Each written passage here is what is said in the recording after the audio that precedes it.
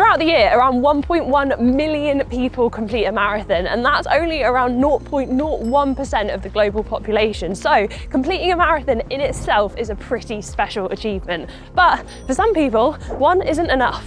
Crossing the finish line can bring a huge mix of emotions, plus your inner competitiveness can kick in and make you hungry for more. But what's next? A personal best, of course, and if that's what you want, I'm here to help.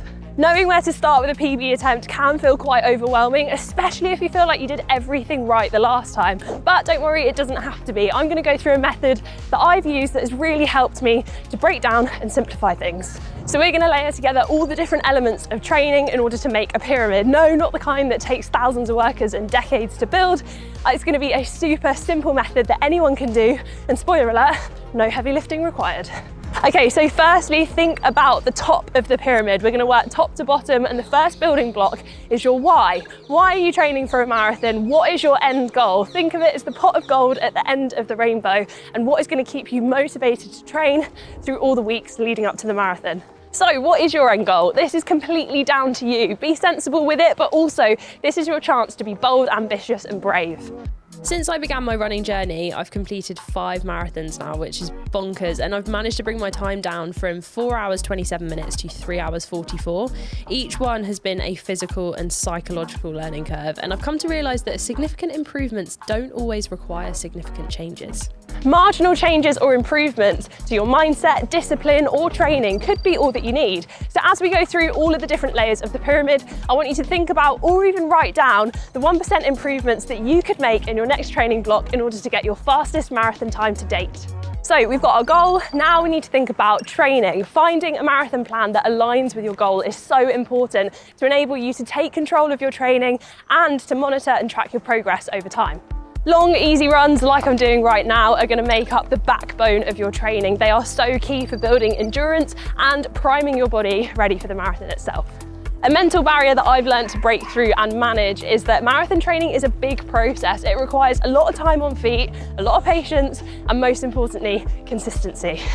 For example, consistently running 3 to 4 times a week and gradually building up your mileage is significantly better than nailing 6 hard workouts one week and not being able to run the next. And it might sound obvious, but in order to run a faster marathon, you're going to need to run faster, and that is where speed workouts come in. Speed workouts aren't only for runners targeting a super fast marathon time, they're completely adaptable and will help you become faster and a stronger runner too. They will fit around your easy running sessions and will make up the higher intensity focused portion of your training. They're also incredibly time efficient, making them perfect for fitting into a busy schedule. Depending on your experience, you could look to incorporate speed sessions throughout the entirety of your marathon training block, or you could include them gradually and then do them more frequently as your training progresses. I personally really underestimated how much of a difference speed training could make in my early marathon training to my overall performance. Strides, interval training, tempo sessions, hill sprints, and progressive running each have their own benefits and are incredibly versatile, allowing you to apply them to your training as single sessions or attaching them onto the end of your long runs, which will train your body to be able to find that extra gear on tired legs.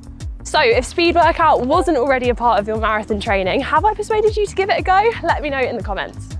Marathon training is hard. Have I already said that? We're all human, and you might find at times during marathon training that you look at your running shoes with a teeny tiny amount of dread, thinking, please, no more. But what about if I told you that instead of run, there's another 3-letter word, a magical, warm, cozy place? No, I'm not talking about the pub, I'm talking about the gym. Combining strength training and plyometrics into your training not only helps you become a faster and more powerful runner, but it can also help prevent injuries.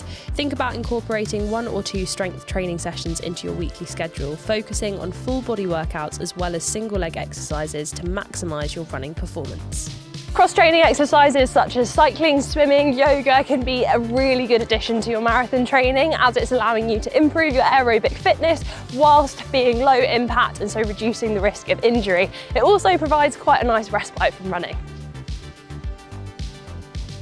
Now we're on to the tasty section of the pyramid, nutrition and recovery. Maintaining a healthy and balanced diet is key in order to help you perform optimally and to get you in the best possible condition for race day. As the volume and intensity of your training increases, your body is going to need more fuel and nutrients to help you perform at your best. This is primarily going to come from fats, carbohydrates and protein. Carbs are going to be your best friend when it comes to giving you energy on a run, but it's important to be smart with your carb intake. Complex carbs like potatoes, oats and pasta provide a slow and sustained release of energy to help you on your run. For a deeper dive into nutrition, check out this video with Mo, where he breaks down what foods to consume and what foods not to consume to help you with your long runs.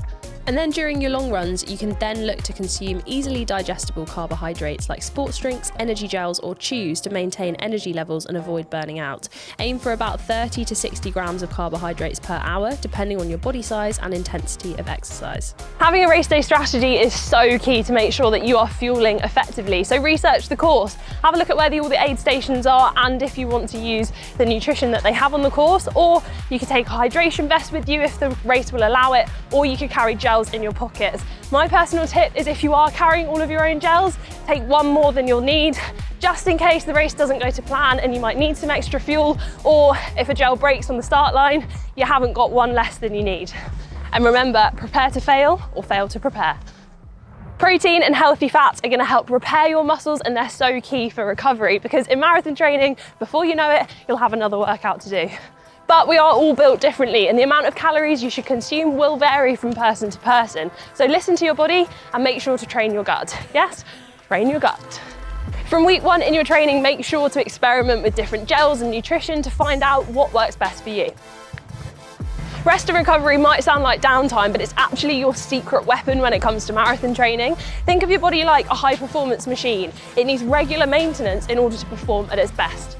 Taking rest days and incorporating recovery techniques like stretching, foam rolling and good sleep are crucial for repairing your muscles, preventing injuries and boosting your overall performance. Plus, rest days give your mind a break, helping you stay motivated and excited for your next run.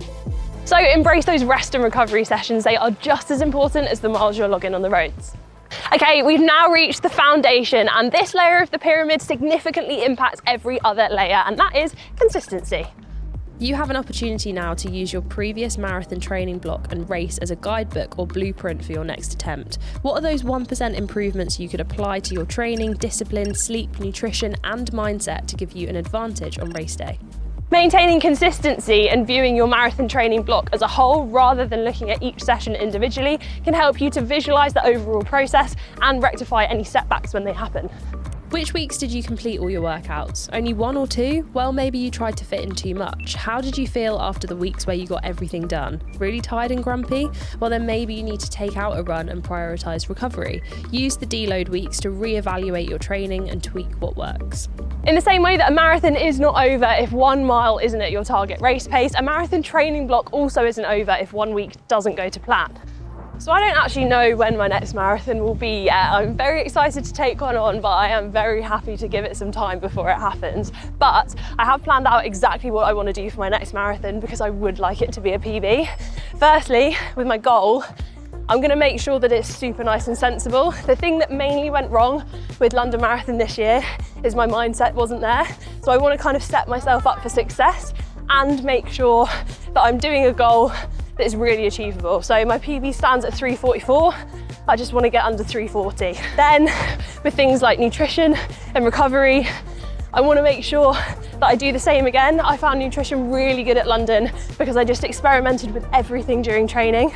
So doing that again to make sure I don't have any stomach problems on the day, and with my training, make sure that I keep going to the gym. I've actually had quite a few little injuries and niggles post-marathon training.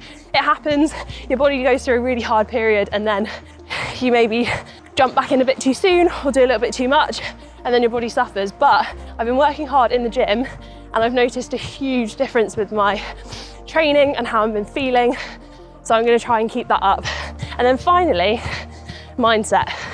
Consistency with thinking about mindset. I want to train that just as hard as I'm training my body during marathon training.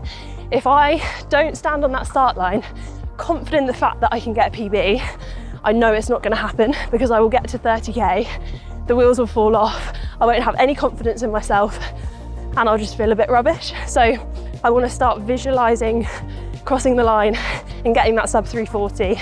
I want to visualize feeling good in the last 10k, or I want to visualize it feeling really hard and me overcoming that. And that hopefully is going to lead to success. But which marathon are you training for? Let me know, and I'll go check out when I ran London Marathon. Okay, so there we have it. Hopefully after this, you've got all the tips you need to go and smash that marathon PB. Good luck.